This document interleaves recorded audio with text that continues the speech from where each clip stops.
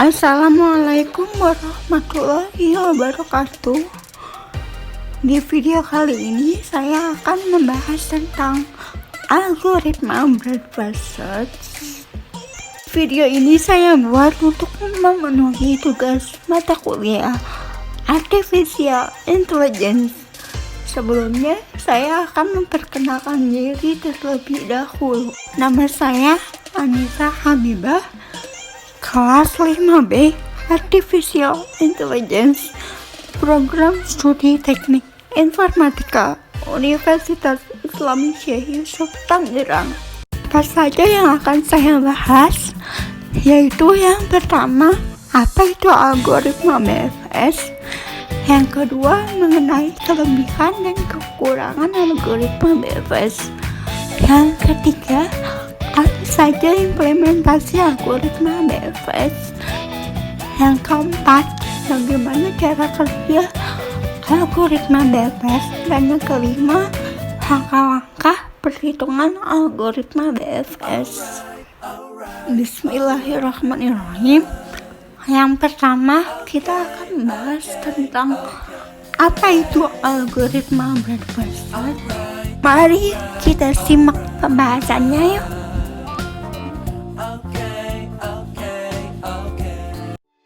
Pengertian algoritma BFS. Breadfast search adalah algoritma yang melakukan pencarian secara melebar yang mengunjungi simpul secara berorder, yaitu mengunjungi suatu simpul, kemudian mengunjungi semua simpul yang bertetangga dengan simpul tersebut terlebih dahulu. Selanjutnya, simpul yang belum dikunjungi dan bertetangga dengan simpul-simpul yang tadi dikunjungi, demikian seterusnya. Jika graf berbentuk pohon berakar, maka semua simpul pada aras D dikunjungi lebih dahulu sebelum simpul-simpul pada aras D plus 1. Algoritma ini memerlukan sebuah antrian queue untuk menyimpan simpul yang telah dikunjungi. Simpul-simpul ini diperlukan sebagai acuan untuk mengunjungi simpul-simpul yang bertetanggaan dengannya. Setiap simpul yang telah dikunjungi masuk ke dalam antrian hanya satu kali. Algoritma ini juga membutuhkan tabel boolean untuk menyimpan simpul yang telah dikunjungi, sehingga tidak ada simpul yang dikunjungi lebih dari satu kali. Kemudian mengenai kelebihan dari algoritma breadfast search, di antaranya tidak akan menemukan node atau jalan buntu karena semua step dilalui. Kemudian jika ada satu solusi, maka BFS akan menemukannya. Dan jika ada lebih dari satu solusi, maka solusi minimum akan ditemukan. Selanjutnya, kekurangan dari algoritma breadfast search yaitu memerlukan resource dan waktu yang panjang, kemudian membutuhkan memori pencarian yang tinggi, dan membutuhkan waktu yang cukup lama karena akan menguji N level untuk mendapatkan solusi pada level ke N plus 1.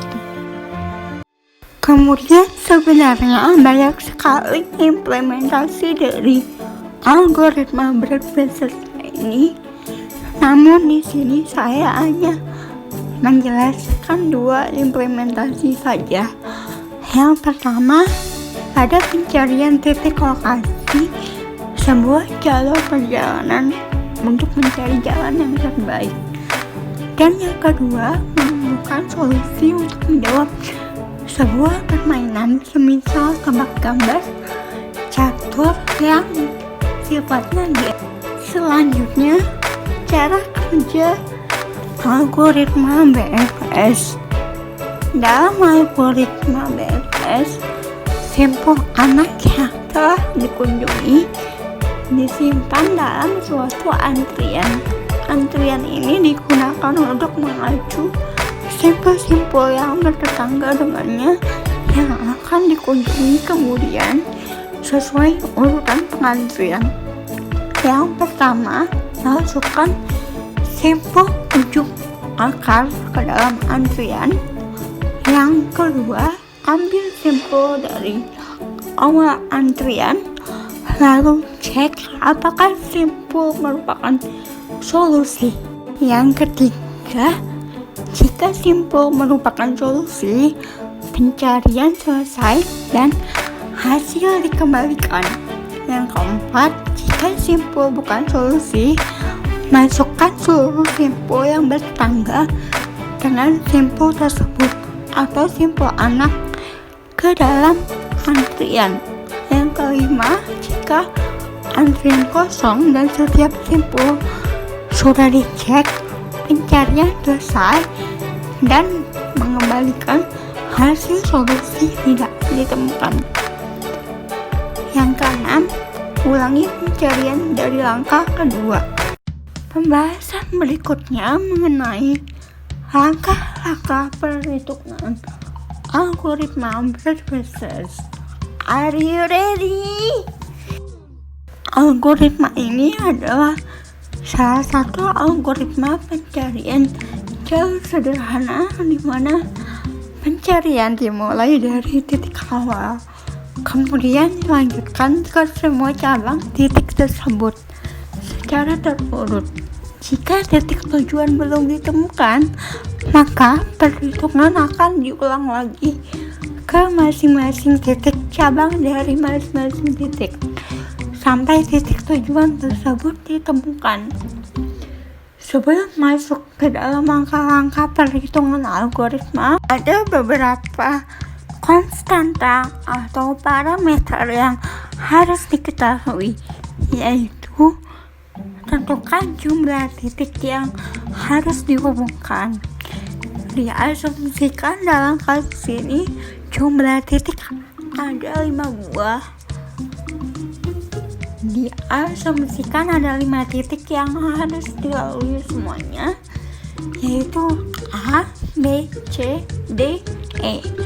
Semua titik tidak terhubung secara langsung dengan titik-titik lainnya, melainkan hanya melalui jalur tertentu saja. Setiap jalur juga memiliki biaya sendiri-sendiri, maka tentukan jalur yang harus diambil untuk mengelilingi semua titik yang ada. Memasuki langkah perhitungan algoritma BFS. Yang pertama, lakukan inisialisasi daftar titik sebanyak jumlah titik dan masukkan masing-masing titik ke dalam daftar. Yang kedua, lakukan inisialisasi daftar jalur sesuai dengan data yang tersedia. Terdapat matriks berukuran jumlah titik X jumlah titik untuk menyimpan jalur dari masing-masing titik. Jika tidak ada jalur di antara dua titik, maka nilai jalurnya adalah 0. Yang ketiga, tentukan titik awal pencarian jalur. Yang keempat, lakukan perhitungan pencarian jalur melalui semua titik yang ada. Penjelasan tentang fungsi ini akan dijelaskan pada perhitungan berikut ini. Memasuki perhitungan pada fungsi BFS. Masukkan titik awal sebagai titik pertama yang akan dicari jalurnya. Kemudian masukkan titik-titik lain secara terurut dari titik pertama ke titik terakhir. Inisialisasi variabel depth atau kedalaman untuk mengetahui kedalaman pada saat pencarian jalur. Kemudian masukkan titik pertama ke dalam jalur yang akan dihitung dan hilangkan titik tersebut dari daftar titik yang sudah dihitung. Lakukan perhitungan selama masih ada titik yang belum dihitung. Lalu, masukkan titik berikutnya ke dalam jalur yang sedang dihitung dan hilangkan titik tersebut dari daftar titik yang sudah dihitung. Hitung kedalaman pada titik yang sedang dihitung. Apabila nilai kedalaman adalah 0, maka beri nilai awal kedalaman. Selain itu, kurangkan nilai kedalamannya dengan 1. Jika terdapat jalur antara titik sebelumnya dan titik berikutnya, lakukan pengecekan apakah semua titik sudah dihitung semua. Jika kondisi tersebut benar, maka hentikan perhitungan. Jika tidak terdapat jalur antara titik sebelumnya dan titik berikutnya, maka lakukan perhitungan berikut atau else. Kemudian tampilkan pesan kesalahan karena tidak terdapat jalur antara titik sebelumnya dan titik berikutnya. Kurangi kedalaman pada posisi titik terhitung untuk masing-masing sisa titik yang tidak terhitung. Dan untuk sisa titik tersebut, beri nilai kedalaman dengan angka 0. Untuk semua titik dengan nilai kedalaman 0, hilangkan titik-titik tersebut dari jalur yang sedang dihitung dan masukkan kembali titik-titik tersebut ke dalam daftar titik yang sudah dihitung. Tentukan titik berikutnya dengan urutan terdekat setelah titik yang terakhir dihitung, yaitu titik dengan selisih indeks positif terendah. Setelah menemukan titik terdekat, urutkan semua titik yang belum dihitung selain titik terdekat. Kemudian masukkan titik terdekat ini pada urutan pertama sebelum urutan tersebut. Dan yang kelima, setelah menemukan jalur, maka hitung biaya untuk jalur tersebut. Dan berikut ini adalah hasil jika diilustrasikan dalam bentuk gambar. Alhamdulillah, cukup sekian pembahasan dari saya. Mudah-mudahan bermanfaat. Terima kasih sudah menonton. Jangan lupa like, komen, share, dan subscribe ya. Wassalamualaikum.